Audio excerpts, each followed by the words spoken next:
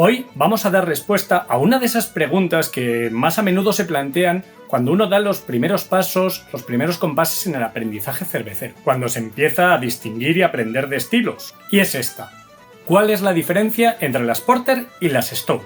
Ambas son cervezas que llamamos negras, de origen británico y con raíces comunes, pero afirmamos que son estilos diferentes.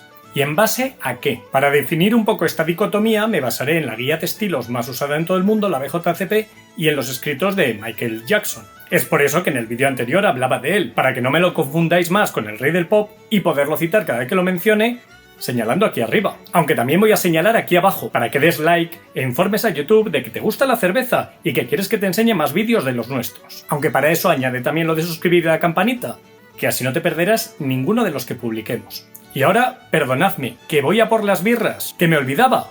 Vuelvo en 20 segundos.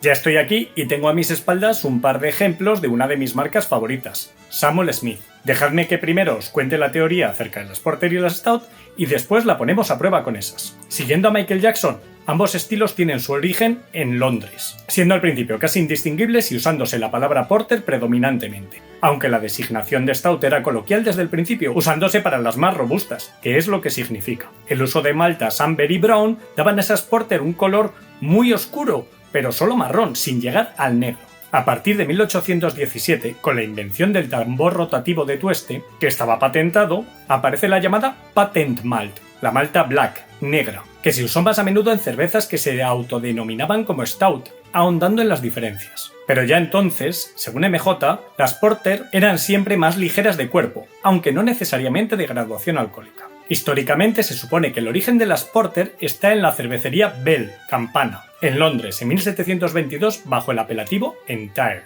Y también se supone que su popularidad entre los repartidores y mozos de cuerda le dio su nombre, Porter porteador, ya a mediados del siglo XVIII. De estas cervezas estilo Porter de la Revolución Industrial se dice que se almacenaban en grandes inmensos toneles de madera donde maduraban, y donde las bretanomices les daban un carácter agrio y envejecido. Después se mezclaban con cerveza joven antes de su servicio en los pubs. Las de entonces eran cervezas fuertes, con densidades iniciales mucho más altas de lo que acostumbran ahora, y por lo tanto con mucho más alcohol. Y paulatinamente fueron haciéndose más suaves según pasaban las décadas y triunfaba en el mundo la cerveza más ligera como las lagers. Así las Porter pasaron de ser uno de los estilos más consumidos y fabricados en el mundo a casi desaparecer a mediados del siglo XX. Mientras, la popularización de las Stout vino sobre todo de la mano de Irlanda y la cerveza Guinness. Allí se hacían las Stout secas, las Dry Stout, que se diferenciaban de las más dulces británicas como la Milk o la Oatmeal. Pero por ejemplo, Guinness no cambió la denominación de su cerveza de Porter a Stout hasta mediados del siglo XIX. Así de unidos estaban los estilos al principio. Pero basta ya de historia.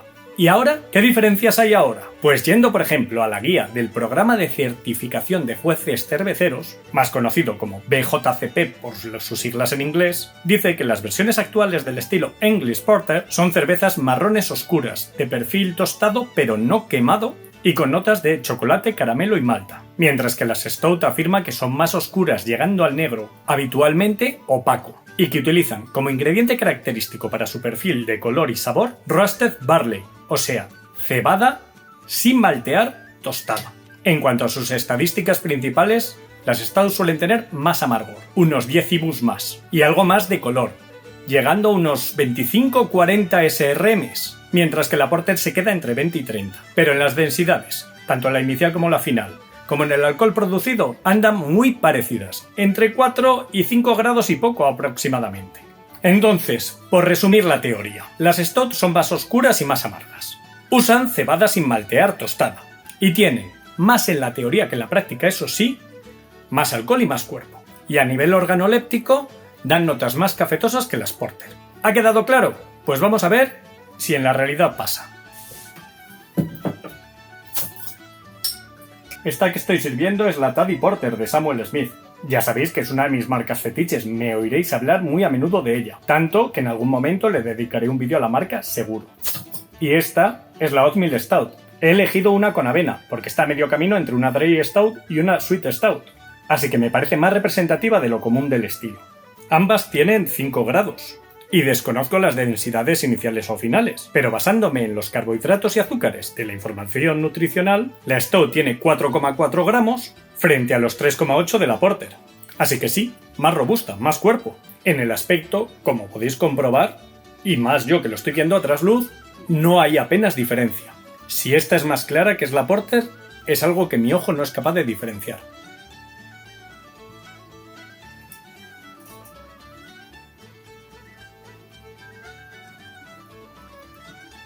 Pero en el aroma y en el sabor sí que se notan las diferencias que antes mencionábamos.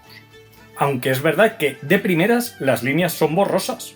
Y eso que he elegido a 2 buenos representantes clásicos de cada estilo.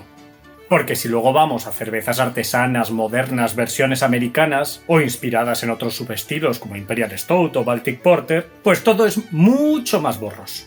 Y al final no nos queda más opción que acabar concluyendo que es Porter o Stout en función de lo que el cervecero que la haya hecho decida, ya que no hay realmente una línea que la separe de manera clara. Así que no te obsesiones, salvo que tu tarea sea juzgar en un campeonato si se parece a una descripción base o no. En cualquier otro caso, la conclusión es que ambas son cervezas negras, de alta fermentación, de la tradición inglesa, en las que predominan las maltas tostadas y comparten una serie de sabores como chocolate, caramelo, regaliz, galleta. Y si hay que buscar, las diferencias más importantes son, de nuevo, que en teoría las Stout son más oscuras y más amargas. Usan roasted barley que da notas cafetosas y tienen, de haber diferencia, algo más de cuerpo. ¿Tú con cuál de los dos estilos te quedas? ¿Cuál es tu marca preferida de ambos? Ponlo en los comentarios y descubriremos todos juntos nuevas referencias. Yo me despido, que tengo aquí casi 1 litro de cerveza que beberme y quiero disfrutar de cada trago. Nos vemos en el siguiente vídeo del Jardín del Lúpulo, punto de reunión de los amantes de la cerveza. ¡Salud!